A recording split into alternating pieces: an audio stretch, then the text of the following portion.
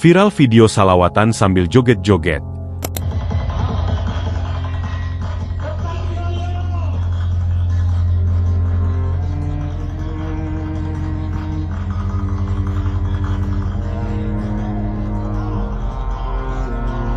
ini baru berkembang ini. Ada orang mengangkat suara tapi aneh. Berkumpul lagi perempuan sampai buka aurat dan sebagainya. Sekarang yang perlu kita bahas ini, kita tidak akan bisa menghukumi sesuatu tanpa tahu hakikat suatu tersebut. Berbeda di saat kita pondok pesantren begini lalu santrinya dicampur aduk, ini jelas salah. Campur aduk, Anda buka aurat, zikir-zikir, joget-joget, naudzubillah, ngundang murka Allah.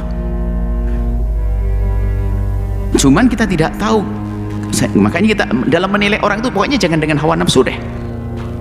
Yang harus dikatakan salah ya salah. Wong santri joget-joget laki perempuan bareng-bareng, ini bukan santri. Atau orang yang biasa di majelis taklim ngerti adab, ngerti aurat, ngerti haraman, kok masih campur aduk.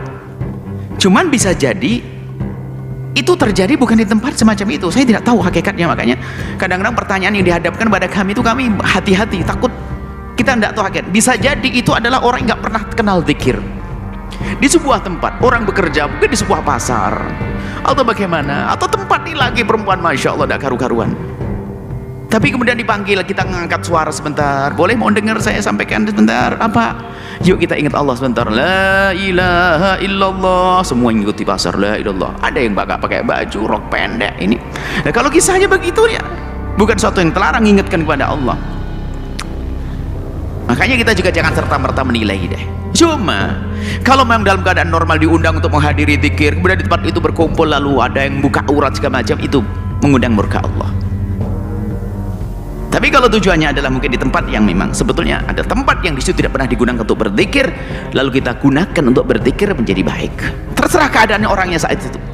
Karena di hari-hari pertama, di awal-awal dakwah kepada mereka, baru setelah itu dikenalkan nanti kepada syariat, menutup aurat dan sebagainya, perlahan demi perlahan.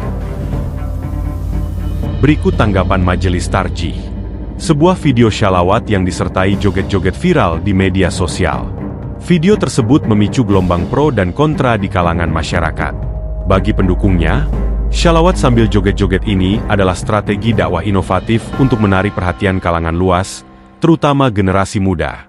Namun, bagi yang menentang, aksi ini dianggap mencoreng kesucian syalawat dan merendahkan nilai agama. Polemik ini mencuri perhatian publik hingga menjadi topik hangat dalam pengajian tarjih pada Rabu 16 April, di mana anggota Majelis Tarjih dan Tajdid PP Muhammadiyah Wawan Gunawan Abdul Wahid memberikan tanggapan mendalam.